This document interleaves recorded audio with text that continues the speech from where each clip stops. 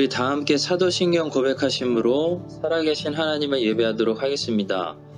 나는 전능하신 아버지 하나님, 천지의 창조주를 믿습니다. 나는 그의 유일하신 아들, 우리 주 예수 그리스도를 믿습니다. 그는 성령으로 잉태되어 동정녀 마리아에게서 나시고 본디오 빌라도에게 고난을 받아 십자가에 못 박혀 죽으시고 장사된 지 사흘 만에 죽은 자 가운데서 다시 살아나셨으며 하늘에 오르시어 전능하신 아버지 하나님 우편에 앉아 계시다가 거기로부터 살아있는 자와 죽은 자를 심판하러 오십니다. 나는 성령을 믿으며 거룩한 공교회와 성도의 교제와 죄를 용서받는 것과 몸의 부활과 영생을 믿습니다. 아멘.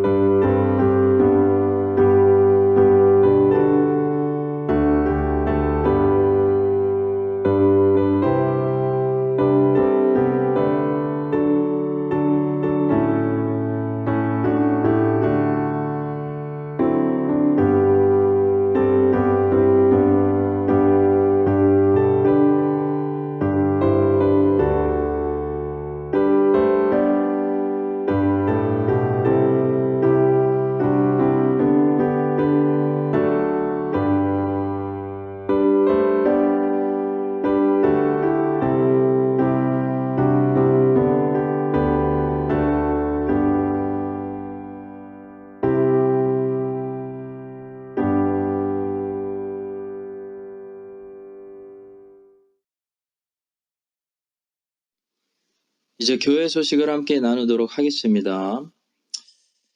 코로나 관련입니다. 현재 레벨 2 상황입니다. 또 언제 레벨 3로 올라갈지 모르는 그런 조금 위험한 상황입니다. 정부에서 새로운 변경 사항을 발표하기 전까지는 이 상태가 유지된다면 저희 교회는 주일에 100명 미만으로만 모여서 예배드리도록 하겠습니다. 오늘은 40대 허브들과 자녀들이 함께 예배드리고요. 다음 주는 30대 허브들과 자녀들 함께 모여서 예배드리도록 하겠습니다. 장로 피택 관련 레벨 1으로 완전히 내려간 후부터 우리가 광고를 하고 다시 임시공동의 날짜를 정해서 피택 선고를 하겠습니다. 후보자 4분을 위해서 계속해서 중보기도 부탁드리겠습니다. 주일 헌금은 온라인 헌금으로 드려주시길 바라고요. 원래 10월 둘째 주 오늘 재직회인데요. 10월 정기 재직회는 정부와 교단의 방침 100명 이상으로 모일 수 없는 그 제안에 따라서 할 수 없이 서면 보고로 대체하도록 하겠습니다. 양해 부탁드립니다. 서면 보고는 24일부터 게시판에 게시하도록 하겠습니다. 제가 화요일부터 금요일까지 12일부터 15일 휴가를 다녀오도록 하겠습니다. 존 칼빈 신학교는 오늘 쉬도록 하겠습니다.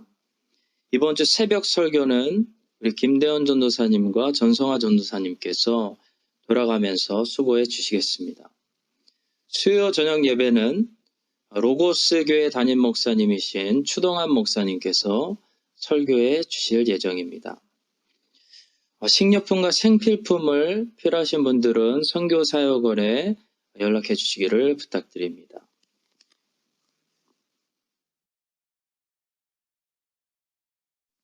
하나님께서 오늘 우리에게 주시는 말씀은 여호수아 1장 1절의 말씀입니다. 여호수아 1장 1절의 말씀, 우리 한 목소리로 합독하겠습니다.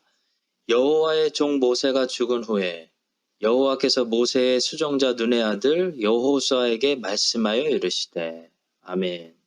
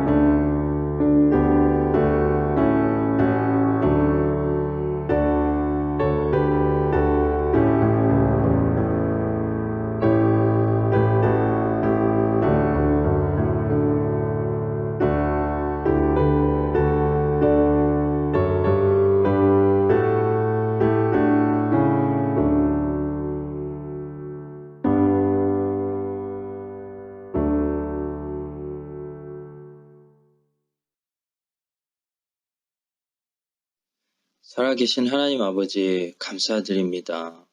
하나님을 알고 하나님을 예배할 수 있도록 복된 주의를 주시고 교회를 주시고 말씀을 주시고 성령 하나님께서 우리와 함께해 주시니 감사 찬송 드립니다. 하나님, 흩어져서 예배드리는 모든 백성들에게 하나님께서 찾아가셔서 은혜를 베풀어 주시고 그 예배를 흠양하여 주시며 받아주시며 주의 백성들에게 하나님의 영광을 나타내시고 하나님께서 은혜 베풀어 주시옵소서. 하나님, 몸이 아프신 분들 하나님께서 또 격려하여 주시고 위로하여 주시기를 기도합니다. 하나님, 또 오늘 말씀으로 우리가 깨어나게 하시고 하나님의 뜻을 알게 하시며 아버지의 마음 헤아리는 우리 모두가 되게 하여 주시기를 기도합니다. 하나님, 이 시간 정성을 다하여 예물을 드립니다. 이 예물이 쓰여지는 것마다 하나님 예수 그리스도의 이름이 찬송받고 주님의 복음이 온 세상으로 전파되는 역사들이 일어나게 하여 주시옵소서. 하나님, 드릴 때마다 더 기쁨으로 채워주시고 이 땅에 기름진 것과 하늘에 신령한 것들로 주의 백성들의 창고에 넘치도록 복을 베풀어 주시옵소서. 감사드리며 우리의 예물을 받으시는 예수 그리스도의 이름으로 기도합니다. 아멘.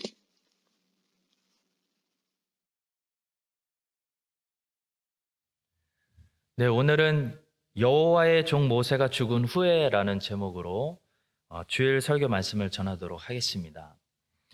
여호와의 종 모세가 죽은 후에라는 말씀은 이제 완전히 새로운 시대가 시작되었음을 선포하는 그런 말씀입니다. 이것은 그냥 단순히 이스라엘의 리더십이 바뀌는 차원을 이야기하는 것이 아니고 지금까지 모세라는 사람에게 너무나 익숙해져 있던 그 형식이 깨진다는 것을 선포하는 그런 말씀입니다. 이스라엘은 그동안 모세를 통해 하나님의 말씀을 들었고 모세를 통해 하나님을 만났던 이 모세라는 위대한 지도자에게 너무 익숙해져 있던 그런 사람들입니다. 모세 없이 하나님의 말씀을 듣는다? 상상할 수도 없었습니다.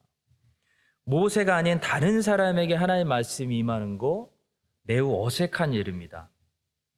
자, 그런데 성도 여러분, 본문이 오늘 말씀하는 것이 바로 그것입니다. 우리가 너무나 익숙해져 있는 우리의 그 종교 생활, 그 은혜의 방편, 하나님은 때로는 우리 안에 만들어진 그 형식화, 의식화, 그 습관화, 그런 것들을 과감하게 깨뜨리시고 그 안에 묶이지 않는다는 것입니다. 자, 하나님은 모세라는 틀에 묶이시는 분이 아니죠. 하나님은 여호수아를 통해 새롭게 역사하실 수 있습니다. 여호수아라는 새로운 체르를 통해 하나님은 여전히 계시하시고 여전히 말씀하시고 하나님의 백성들을 여전히 인도하시는 그런 분이라는 사실을 오늘 선포하고 계시는 겁니다. 지난주 화요일에 한 달에 한 번 있는 목회자 협의회에 다녀왔습니다. 크라이처치에 있는 이 한인교회 목사님들과 한 달에 한 번 저희들이 모여서 연합 집회 사역을 준비하고 또 기도하는 그런 모임입니다. 올해는 원래 지금 방학 동안에 아이들을 위한 시드 캠프가 있어야 되는데요. 코로나 때문에 하지 못해서 시간이 남아서 좀 더 본질적인 대화의 교제를 나누고 왔습니다. 참 귀한 시간이었는데요. 코로나 때문에 갑자기 세상이 이렇게 변하면서 그동안 너무나 우리에게 당연히 여겨졌던 이 대면 예배를 더 이상 드릴 수가 없고 교회에 모일 수도 없고 이런 환경이 펼쳐지면서 오히려 예배가 무엇이냐, 교회가 도대체 뭐냐, 이런 본질적인 질문을 이제 하지 않을 수 없게 됐다는 겁니다. 더 이상 이 본질적인 질문을 피해갈 수 없게 됐다는 겁니다. 자, 그래서 목회자들인 저희들부터 모여가지고 본질적인 질문들을 나눴습니다. 과연 예배가 뭐냐? 교회가 뭐냐는 거죠. 만약 코로나가 없었다면 절대로 우리는 이런 본질적인 질문을 짚고 넘어가지 않았을 것 같습니다. 여러분, 코로나가 없었다면 우리는 예배가 무엇인지, 교회란 무엇인지 우리가 당연히 잘 알고 있다고 생각하고 계속 keep going 했을 것입니다. 그런데 코로나가 우리를 멈추게 한 거죠. 그리고 코로나가 우리로 하여금 이 질문을 이제 던지지 않을 수 없게 만든 겁니다. 예배가 뭘까요? 꼭 모여서 예배 드리는 것이 예배일까요? 비대면 예배도 예배가 될 수 있을까요? 그렇다면 교회는 뭡니까? 모이는 것이 교회입니까? 이런 질문들이 이전에는 하지 않아도 됐는데 지금은 하지 않을 수 없게 됐다는 겁니다. 이스라엘도 마찬가지였습니다. 모세가 죽었기 때문에, 모세가 안 죽었으면 이런 질문들 안 해도 됩니다. 근데 모세가 이제 죽었기 때문에 그동안 하지 않았던 본질적인 질문을 하기 시작했습니다. 우리 민족의 진정한 리더는 누구인가? 모세인가? 하나님인가? 하나님이 정말 우리의 목자인가? 하나님은 모세 없이도 우리에게 말씀하실 수 있는 분인가? 이런 질문을 모세가 죽었기 때문에 이제 하지 않을 수 없게 됐다는 겁니다. 자, 따라서 오늘은 성도 여러분들과 바로 이 본질적인 질문들에 대해서 성경을 통해 답을 찾아보려고 합니다. 지금은 우리에게 모세가 죽은 상황입니다. 우리가 의지하고 우리에게 너무나 익숙해져 있던 형식이 다 무너졌습니다. 자, 그렇다면 우리는 본질적인 질문을 해야 됩니다. 세 가지 질문을 하려고 하는데요. 첫 번째는 예배는 무엇인가? 두 번째는 교회는 무엇인가? 또 세 번째는 세상 정부와 교회의 관계는 무엇인가? 이 세 가지 질문에 대해서 성경이 어떻게 답하고 있는지 나누도록 하겠습니다. 먼저 첫 번째 질문입니다. 예배는 무엇일까요? 예배가 도대체 무엇일까요? 예배가 무엇인지 알기 위해서는 요한복음 4장을 공부해야 됩니다. 자, 요한복음 4장은 사마리아 여인과 예수님께서 대화하는 장면인데요. 사마리아 여인과 예수님께서 갑자기 예배에 대해서 아주 중요한 대화를 나누게 되었습니다. 사마리아 여인은 오늘 우리처럼 참 예배의 본질이 무엇인지 궁금했습니다. 왜냐하면 그동안 그녀가 배웠던, 그녀가 익숙했던 예배는요, 사마리아 사람들이 했던 그리심산에서 예배 드리는 것이 그녀가 알고 있던, 그녀가 배웠던 예배였기 때문입니다. 그래서 그녀는 아무 생각 없이 조상들이 가르쳐준 대로 그리심산에서 예배를 드리는 것이 예배라고 생각했습니다. 마치 우리도 어렸을 때부터 주일에 교회에 나와서 예배 드리는 것이 예배라고, 당연히 예배라고 생각하는 것처럼 말이죠. 그런데 사마리아 여인의 마음을 불편하게 하는 말이 있었습니다. 바로 유대인들의 말이었습니다. 유대인들의 말을 들어보면 진정한 예배는 과거에 아브라함이 이삭을 하나님께 바쳤던 그 모리아 산에 있는 예루살렘 성전에서 드리는 예배가 진정한 예배다.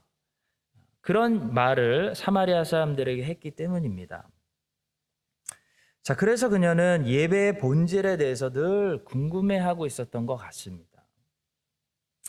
사마리아 여인은 예수님과 대화하다가 이분이 진짜 선지자네? 라는 사실이 깨달아지자마자 제일 먼저 예배에 대해서 질문을 합니다. 선지자님, 어떤 예배가 맞는 예배인가요? 우리 조상들은 그리심산에서 예배 드리라고 했는데 유대인들은 예루살렘에서 예배 드리는 것이 참 예배라고 말합니다. 무엇이 진짜 예배인지 알고 싶습니다. 라고 예수님께 질문했습니다. 자, 요한복음 4장을 살펴보시면요. 예수님이 선지자라는 사실이 깨달아지자마자 사마리아 여인은 즉시 이 질문을 하게 됩니다. 이것은 그녀의 마음 깊은 곳에 늘 그녀가 고민하던 문제, 늘 씨름하고 있던 주제가 바로 참 예배에 대한 이 본질, 갈망이었다는 것을 보여주는 그런 말씀입니다. 이렇게 예배의 본질에 대해서 늘 궁금해하고 씨름하고 있던 이 고마운 여인 때문에 우리는 다행히도 주님의 입술을 통해서 예배 진짜 본질을 배우게 됩니다. 주님이 그녀에게 귀한 답을 주십니다. 요한복음 4장 21절입니다. 예수께서 이르시되 여자여 내 말을 믿으라. 이 산에서도 말고 예루살렘에서도 말고 너희가 아버지께 예배할 때가 이르리라. 자, 우리 주님은 먼저 여자여 내 말을 믿으라 라는 말씀으로 말씀을 시작하십니다. 너무나 중요한 말씀입니다. 곧 예배에 대해서, 예배의 본질에 대해서 알고 싶으면 사람들이 하는 이런저런 말을 듣지 말라는 겁니다. 예배에 대해서 알고 싶으면 하나님이 하시는 말씀을 들어야 한다는 겁니다. 여자여 내 말을 믿으라.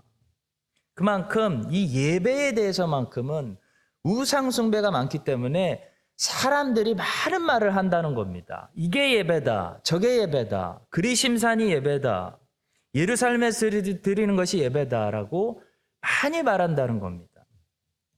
자, 그럴 때 우리 주님께서 말씀하십니다. 여자여 내 말을 믿으라. 예배에 대해서 알고 싶으냐? 내 말을 믿으라. 우리 주님은 참 예배 본질은 교회 전통이 가르쳐주는 것이 아니다. 교단의 전통이 가르쳐주는 것도 아니다.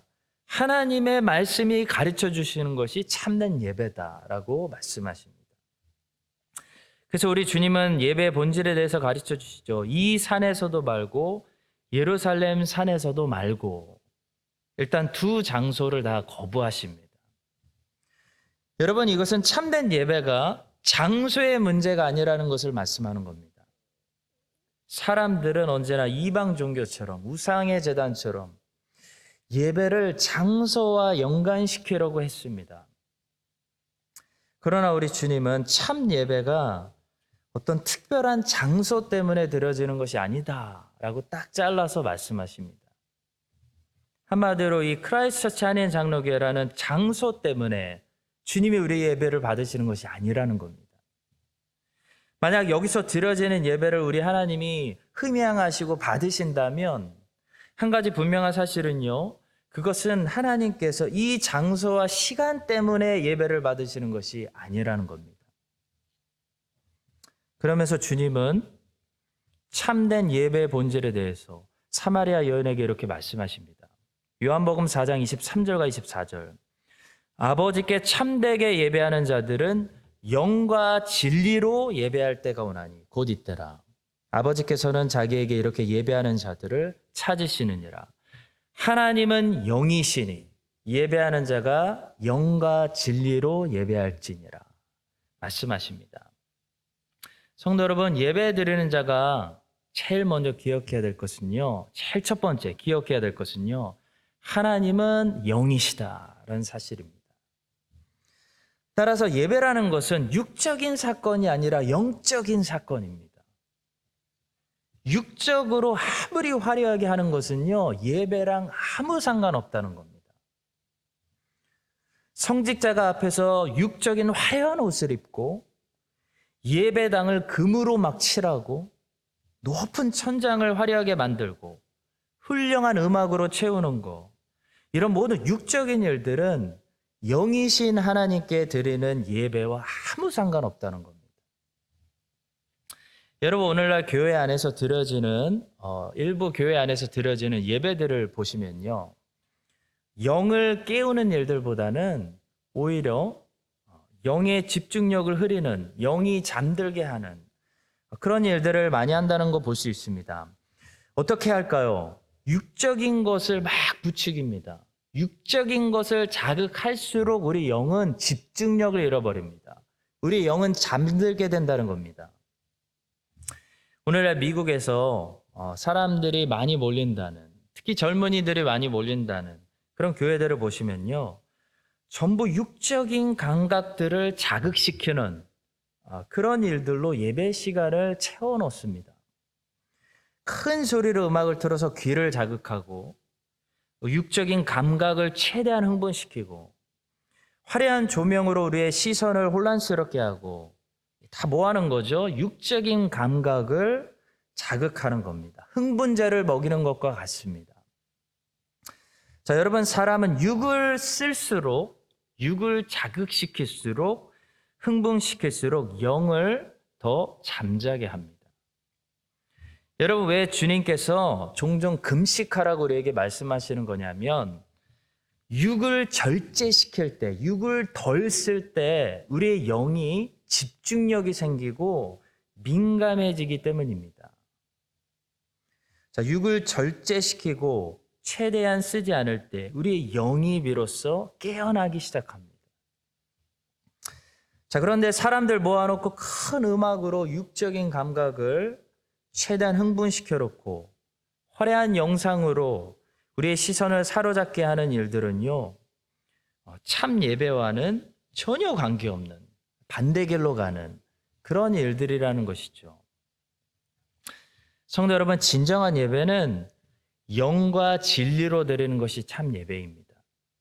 하나님의 말씀과 말씀이 선포될 때 역사하시는 성령 하나님의 임재가 있는 곳이 참 예배가 드려지는 장소입니다.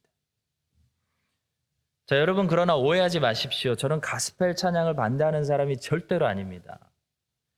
제 차에 타시면 CCM 음악 중에 힙합, 헤비메탈 이런 장르의 가스펠 찬양도 다양하게 들으실 수가 있습니다. 저는 우리 교회 성가대 찬양과 우리 교회 경배와 찬양팀에 통해서 늘 큰 은혜를 받는 사람입니다. 이 시편과 다윗의 글들을 보시면 모든 악기를 가지고 하나님을 큰 소리로 찬양하라고 명령합니다. 자, 제가 말씀드리는 것은 찬양이 돼야지 음악이 되면 안 된다는 겁니다. 찬양은 영적인 일인데요. 음악은 육적인 일입니다. 찬양 드리는 자가 영으로 하나님께 찬양하면 어떤 악기를 사용해도 큰 소리를 불러도 그것이 영적인 찬양이 되는 거죠. 근데 똑같은 찬양을 들어도 찬양 드리는 자가 예배하지 않고 오직 뮤지션이다, 음악을 한다, 그럼 육적인 일을 하게 되는 것입니다. 예배가 아닌 것입니다.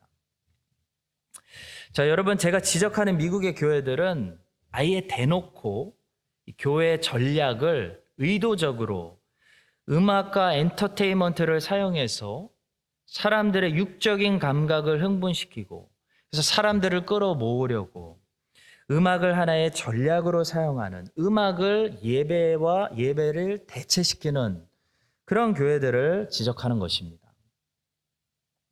자, 성도 여러분, 참 예배는요, 영과 진리로 드리는 것이 예배입니다. 하나님의 말씀과 그 말씀을 가지고 역사하시는 성령 하나님의 임재하심이 예배의 중심에 있어야 되고 예배의 본질입니다. 자, 따라서 오늘도 가정에서 영상을 통해서 이렇게 가정 예배를 드리고 계시는 우리 성도님들 많이 계시는데요. 꼭 기억하시기 바랍니다. 예배의 장소는 중요한 것이 아닙니다. 하나님의 말씀 선포와 성령 하나님의 임재하심이 중요합니다. 이 사실을 기억하시고 할 수 없이 이 가정에서 비대면 예배를 드리시더라도 그 장소에서 역사하셔서 예배를 받으시는 영이신 하나님께 그 자리에서 지금 이 시간 영과 진리로 예배드릴 수 있는, 그래서 여러분들의 가정이 복을 받고 가정이 거룩한 제단이 되고 하나님의 나라가 가정에 임하는 그런 축복이 오늘 복된 주일 우리 성도님들 가정에 임하게 되시기를 예수 그리스도의 이름으로 축복합니다. 자, 두 번째로요. 모세가 죽은 후에 우리가 알고 있는 우리에게 익숙한 이 의식들이 산산조각이 난 이때에 우리가 질문하게 되는 것은 교회의 본질에 관한 질문입니다. 무엇이 교회냐는 거죠. 여러분, 성경은 교회를 어떻게 정의하고 있을까요? 자, 먼저 교회는 눈에 보이는 이 건물 중심의 모임이 아니라는 것을 기억해야 됩니다. 다시 말해 크라이스트 처치 한인장로교회에 내가 등록했다고 해서 하나님의 교회에 등록되는 것은 아니라는 겁니다. 크라이스트 처치 한인장로교회 안에는 진짜 하나님의 교회도 있고 하나님의 교회가 아닌 세상도 함께 같이 공존하고 있습니다. 자, 성령에서 말하는 진짜 교회는 성령님을 통해 regeneration, born again이라고 하죠. 중생한 사람들이 중생하는 순간 그리스도의 몸으로 붙여지는, 그래서 그리스도 몸의 지체가 되는 그 공동체를 교회라고 부릅니다. 자, 따라서 우리의 딜레마는 누가 진짜 예수님의 몸된 교회의 지체인지 모른다는 겁니다. 아나니아와 삽비라는 겉으로는 예루살렘 교회에 속한 교인이었습니다. 열심 있는 교인이었습니다. 근데 그들은 예수 그리스도의 몸에 속한 지체가 아니었다는 사실이 나중에 드러납니다. 자, 따라서 성도 여러분, 참된 교회론을 우리가 논할 때요, 첫 번째로 기억해야 할 것은 눈에 보이는 이 가시적인 교회에 내가 다닌다고 해서 진짜 교회, 눈에 보이지 않는 교회, 하나님의 눈에만 보이는 이 불가시적 교회, 성경이 말하는 예수 그리스도의 몸이라고 하는 교회의 지체가 아닐 수도 있다는 겁니다. 자, 이 사실을 우리는 잊지 말고, 그래서 모든 성도들이 목사를 포함해서 내가 믿음 위에 진짜 있는지 늘 점검하라고 성경은 가르칩니다. 찰스 스펄전 목사님은 이 사실을 유난히 너무나 중요하게 생각했던 것 같습니다. 그래서 자신이 심우하고 있는 런던의 그 교회에서 교우들을 향해 항상 설교할 때요, 항상 거기 앉아 있는 사람들이 구원받은 하나님의 자녀라고 가정하지 않고 설교하셨습니다. 그러니까 오히려 반대로 스펄전 목사님은 거기 앉아 있는 모든 사람들이 불신자일 거라고 조금 심하게 가정하고 항상 그들에게 복음을 선포했습니다. 회개하라고 가르쳤습니다. 다시 말하면 그들을 안심시키지 않았다는 겁니다. 그래서 그 런던의 교회는 늘 긴장감이 있었습니다. 성도들이 늘 내가 진짜 믿는 사람인지 점검했다는 겁니다. 근데 저는 그렇게 설교하고 있지 않습니다. 제 설교를 들어보시면요. 저는 항상 성도 여러분, 사랑하는 성도 여러분, 이렇게 이 설교를 듣고 있는 모든 분들이 하나님의 자녀들일 거라는 것을 가정하면서 설교하고 있습니다. 자, 제가 그렇게 설교하고 있는 이유는 두 가지 때문인데요. 첫 번째는 저는 이 교회에 출석하시는 모든 분들이 정말 하나님의 자녀들이기를 바라는 마음에서 그 호칭을 제가 사용하는 것이고요. 두 번째는 저는 정말로 이 안에 존재하는 하나님의 자녀들에게 설교하고 있는 것이지 하나님의 자녀가 아닌 사람들은 어차피 설교를 들어도 깨닫지도 못하고 이해하지도 못하고 거부할 거라고 스스로 생각하고 있기 때문입니다. 자, 그래서 저의 설교는 불신자에게 초점을 맞추기보다는 신자에게 초점이 맞춰져 있습니다. 성도 여러분, 그렇기 때문에 이 교회에서 설교를 들으시는 모든 분들은 긴장하셔야 됩니다. 그리고 더더욱 스스로를 점검하셔야 됩니다. 안심하면 안 된다는 겁니다. 나는 정말 눈에 보이지 않는 불가시적 교회, 진짜 교회, 예수 그리스도의 몸의 지체인가? 이것을 점검하지 않고 크라이스트처치 한인장로교회에 등록하고 안심하시면 그리스도의 몸된 지체가 되겠지라고 착각하시면 큰일 날 수도 있다는 겁니다. 부탁드립니다. 정말 사랑하는 마음으로 말씀드립니다. 안심하지 마시고 내가 정말 거듭난 하나님의 자녀여서 그리스도의 몸된 교회에 붙어 있는지, 성령님께서 나를 그리스도의 몸에 갖다 붙여 주셨는지 이거를 늘 확인하시는 우리 모든 교우 여러분들 되시기를 바랍니다. 자, 교회론에 대해서 우리가 두 번째로 생각해야 될 것은요. 그 눈에 보이지 않는 불가시적 교회, 그러니까 진짜 교회도 비록 눈에 보이지 않는 모임이지만 눈에 보이게 모일 필요가 있다는 겁니다. 한마디로 얘기하면 성경의 가르침은 무교회론을 지지하지 않는다는 겁니다. 자, 요즘 바이러스처럼 번지고 있는 잘못된 생각이 있어요. 바로 무교회론이라는 잘못된 사상입니다. 자, 코로나가 터졌습니다. 한국에는 2년 이상 교회 잘 못 모이고 영상 예배가 너무 발달해가지고 이제 다시 모이라고 해도 사람들이 안 모인다고 합니다. 그런 역효과의 상황들이 벌어지고 있는 거죠. 여러분, 안 모이려는 사람들의 주장이 있는데요. 그들의 주장이 뭐냐면 무교회론 주장입니다. 한마디로 어차피 교회라는 것은 눈에 보이지 않는 것이 진짜 교회인데, 불가시적 교회가 진짜 교회인데 왜 내가 크라이스트처치 한인장로교회라는 가시적 교회 모임에 가야 되냐라는 주장입니다. 자, 이런 분들 안타깝게도 한 가지 오해하신 것이 있어요. 한 가지는 맞았는데 한 가지 놓친 것이 있어요.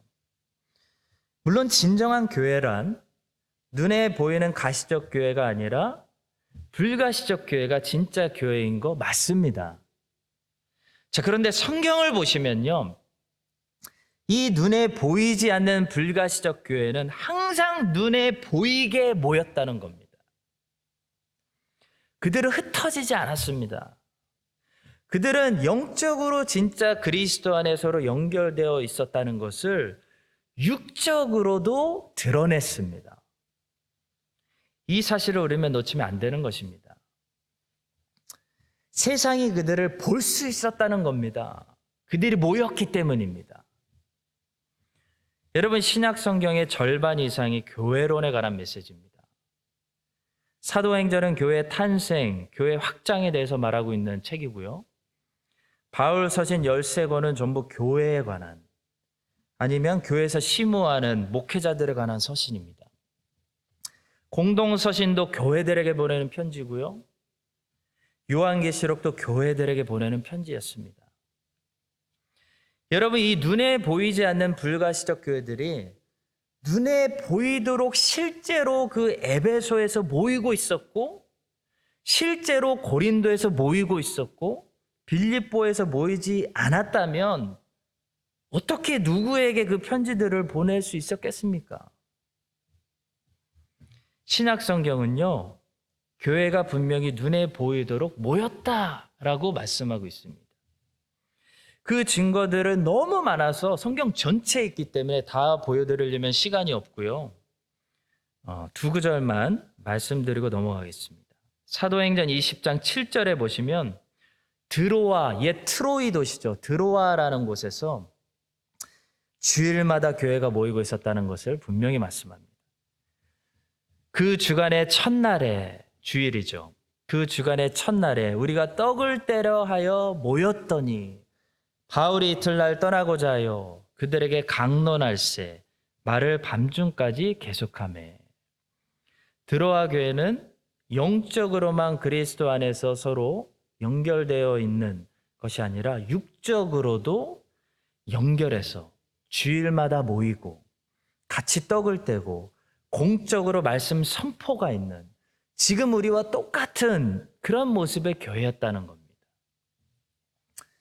또 고린도 교회도 주일마다 모이는 모임이 있었다는 것을 알 수 있습니다. 고린도전서 16장 2절입니다. 매주 첫날에, 주일이죠, 너희 각 사람이 수입에 따라 모아두어서 내가 갈 때 연보를 하지 않게 하라. 성도 여러분, 비대면 예배를 가정에서 드리셔도요, 그것이 참된 예배가 될 수 있습니다. 자, 어쩔 수 없는 상황 때문에 서로 모이지 못해도 우리가 진정으로 거듭난 하나님의 자녀들이라면 우리는 영적으로 그리스도의 몸의 지체로서 이미 성령 안에 연결되어 있는 거 맞습니다. 자, 그러나 성경에 나오는 초대교회들을 보시면요, 이 영적으로 연결되어 있는 참된 교회들이 눈에 보이도록 모였다는 겁니다. 모여서 공적으로 말씀을 선포하고 배우고 있었고, 모여서 하나님을 함께 찬미하게 됐고, 모여서 함께 연보를 하고 헌금을 하고 떡을 떼는 일을 했다는 겁니다.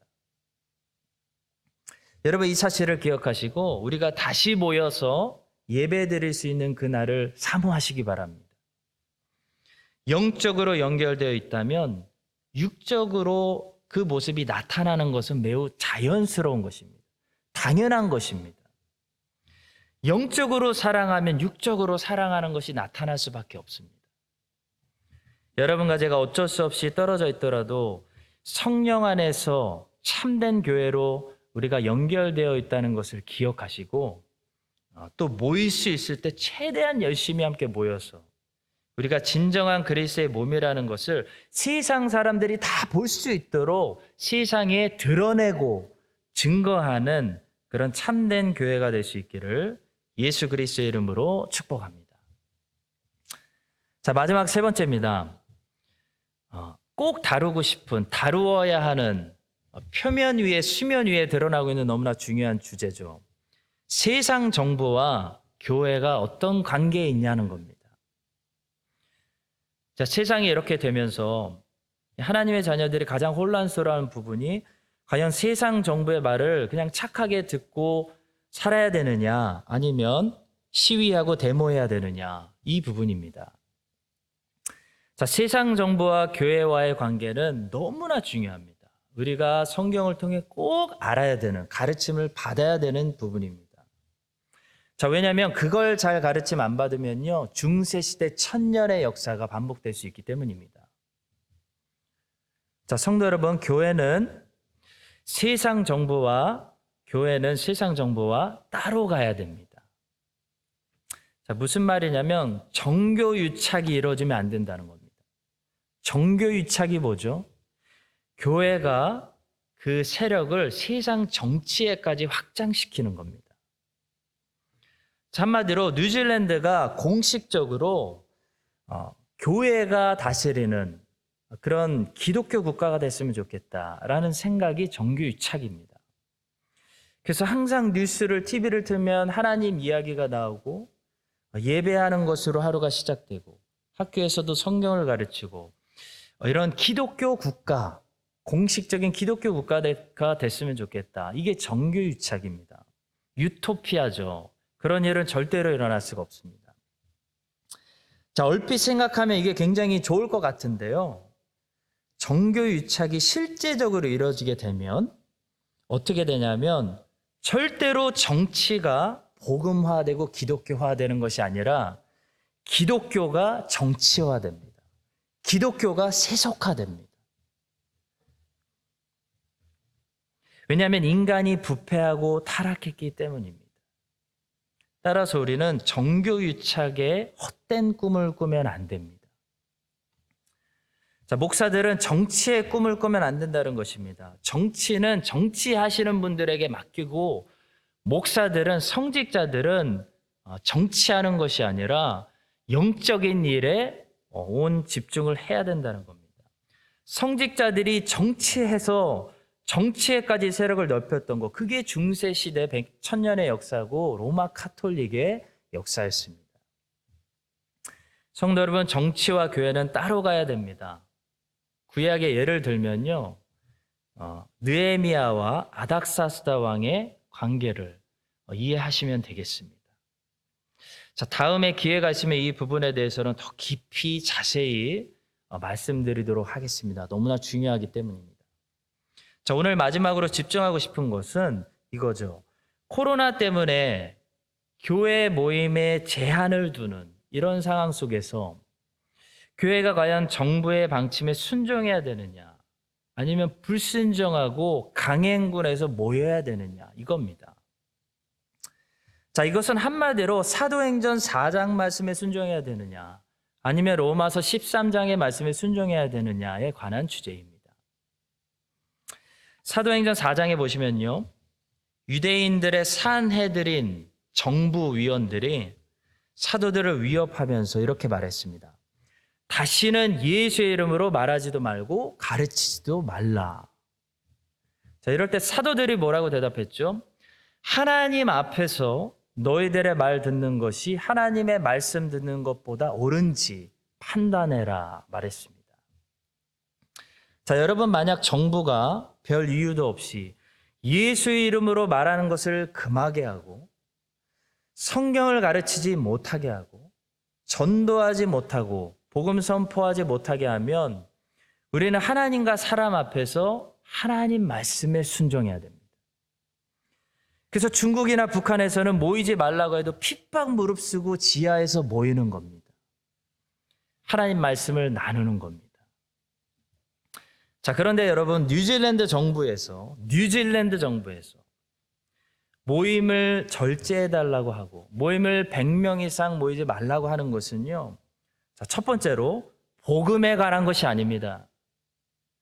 여러분, 이것은 health issue, 건강에 관한 것입니다. 이게 다른 겁니다. 자, 두 번째로 이것은 교회를 향해서만 선포된 지침도 아닙니다. 모든 모임들을 health issue 때문에 절제해달라는 이슈입니다. 자, 그러면 우리 크리스찬들은 어떻게 해야 될까요? 이때는 사도행전 4장의 상황이 아니기 때문에 로마서 13장의 말씀에 순종해야 됩니다. 로마서 13장은 뭐라고 가르치죠? 위에 있는 권세들에게 복종하라고 가르칩니다. 성도 여러분, 초대교회 크리스찬들은 절대로 로마 제국의 민폐가 되는 불량 시민들이 아니었습니다. 초대교회 성도들은요, 반대로 로마 제국을 지탱하고 있는 훌륭한 시민들이었습니다. 그들은 로마 제국의 세금을 열심히 내고 모든 법을 지켜냈습니다. 단 한 가지만 지키지 않았죠. 로마 황제에게 제사 드리는 겁니다. 그것은 불순종했습니다. 그리고 비밀리에 지하에 모여서 하나님을 예배했습니다. 로마 황제들은 로마 제국에서 크리스찬들을 핍박하면서도 많은 고민이 있었을 것입니다. 왜냐하면 기독교인들이 로마 제국의 훌륭한 시민들이었기 때문입니다. 성도 여러분, 여기에 답이 있습니다. 우리 크리스찬들은 뉴질랜드 정부가 볼 때 이 어려운 건강 문제가 터지고 있는 상황에서 가장 지혜롭고 협조적인 그런 선한 시민들이 돼야 합니다. 교회 때문에 자꾸 문제가 더 터지게 해서는 안 된다는 것입니다. 뉴질랜드 정부는 현재 교회를 탄압하고 핍박하고 있지 않고 있습니다. 분명히 아셔야 됩니다. 뉴질랜드라는 나라는요, 종교의 자유가 있는 나라입니다. 우리는 마음껏 복음을 전할 수 있다는 겁니다. 자, 그러나 이 헬스 이슈 때문에 도와달라고 하는 상황에서 크리스찬들이 어떻게 해야 될까요? 우리는 로마서 13장의 말씀에 순종해서 이 땅에서 모범이 되고 칭찬 듣고 앞장서는 이 나라가 회복할 수 있도록 도와야 하는 시민들이 돼야 합니다. 열심히 백신을 맞아야 된다는 말씀입니다. 자, 그러나 성도 여러분, 혹시 나중에 언제라도 예수의 이름으로 가르치고 말하지 못하게 하는 그런 박해가 혹시 시작된다면 그때 우리는 사도행전 4장의 말씀에 순종해야 됩니다. 그때 우리는 이렇게 말해야 할 것입니다. 하나님과 사람 앞에서 누구 말을 듣는 것이 더 옳은가 판단하십시오. 그리고 뉴질랜드가 지금도 하나님의 말씀에 어긋나는 잘못된 법들을 통과시키는 것에 관해서는 사도행전 4장의 말씀에 순종해서 우리는 큰 소리를 내야 됩니다. 정부가 무서워할 정도로 교회는 보이스 파워를 내야 하는 것입니다. 사랑하는 성도 여러분, 세상 정부와 교회의 관계를 혼돈하지 마시고 유튜브에 있는 이상한 소리들을 쫓아가지 마시고 성경이 어떻게 가르치고 있는지 잘 듣고 판단하셔서 로마서 13장의 말씀과 사도행전 4장의 말씀을 모두 순종할 수 있는, 동시에 순종할 수 있는 진정한 교회가 되시기를 예수 그리스도의 이름으로 간절히 축원합니다. 기도하겠습니다.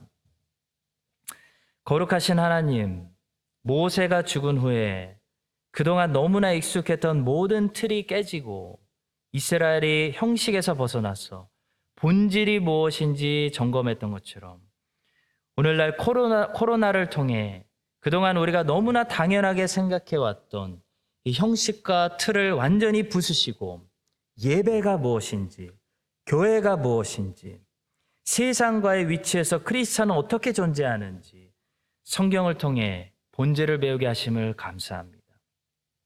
주의 백성들에게 지혜를 주시고 진리의 말씀을 늘 깨닫게 하셔서 어떤 환경 속에서도 하나님의 말씀대로 살아가는 복받은 백성들 될 수 있도록 우리 교회 모든 성도님들 축복하여 주시옵소서. 감사드리며 예수 그리스도의 이름으로 기도합니다. 아멘.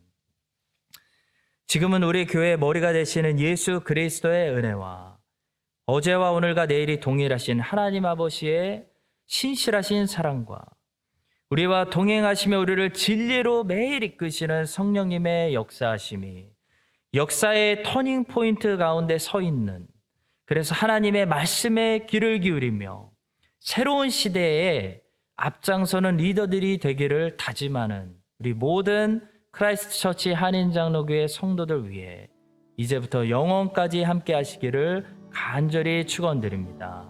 아멘.